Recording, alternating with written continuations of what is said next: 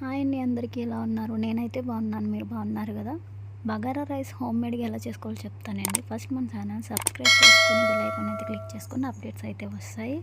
Like కూడా చేయండి and share and comment కూడా చేయండి. ఇప్పుడు బగారా రైస్కి నేను రైస్ అయితే కడిగి పెట్టుకున్నానండి. ఫస్ట్గానే 2 or 3 టైమ్స్ కడిగి పెట్టుకున్నా. మీరు బాస్మతి రైస్ చేసుకుంటే బిర్యానీ చేసే ఒక గంట ముందు మీరు కడిగి పెట్టుకుంటే సరిపోతుందండి. నేను త్వరగా ఉడకటానికి అవకాశం ఉంటుంది. నేను నార్మల్ రైస్ కాబట్టి అప్పటికప్పుడే కడిగి పెట్టుకున్నా. ఇంకా బిర్యానీ సామాను అన్నీ మీకు తెలుసు కదా, ఇంగ్రీడియంట్స్ అన్నీ. అవి ఒక ఉల్లిపాయ, ఒక పచ్చిమిరపకాయ, కరివేపాకు కట్ చేసి పెట్టుకున్నానండి.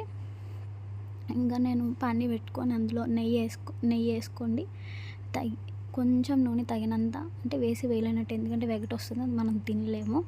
ఆయిల్ హీట్ అవ్వాక లైట్గా అందులోనే బిర్యానీ సామాను అంతా వేసి కలపండి. అవి మాడిపోకూడదు, ఎందుకంటే స్పైసీ స్మెల్ అనేది పోతుందనమాట. అందులో ఆనియన్స్, చిల్లీస్ వేసి బాగా కలపెట్టండి. తర్వాత కొంచెం కరివేపాకు వేసుకోండి. అవి అయిపోయిన తర్వాత కొంచెం బాగా వేగినాక మనం వాటర్ పోసుకుందాం. వాటర్ ఎట్లా అంటే, ఒక గ్లాస్ రైస్కి 2 గ్లాస్ వాటర్ అయితే పోసుకోవాలండి. నేను 3 గ్లాసెస్ రైస్ తీసుకున్నాను, 6 గ్లాస్ వాటర్ పోసుకున్నా. ఆ వాటర్ పోసుకున్నాక ఉప్పు తగినంత వేసుకున్నానండి.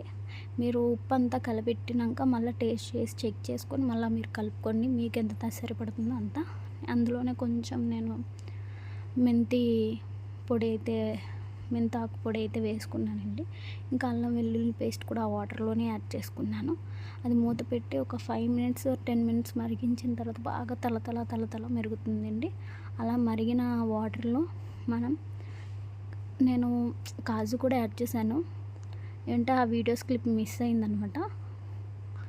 ఆ వాటర్లోనే వేసేసాను కాజు, అంటే జీడిపప్పు. మీరు కావాలితే వేసుకోవచ్చు, లేకపోతే దాన్ని స్కిప్ చేయండి, వదిలేయచ్చు. ఇంకా వాటర్లోనే రైస్ వేసుకొని బాగా మూత పెట్టి మధ్యలో ఒక్కసారి కలబెట్టుకుని మళ్ళీ మూత పెట్టి ఉడికిస్తే కరెక్ట్గా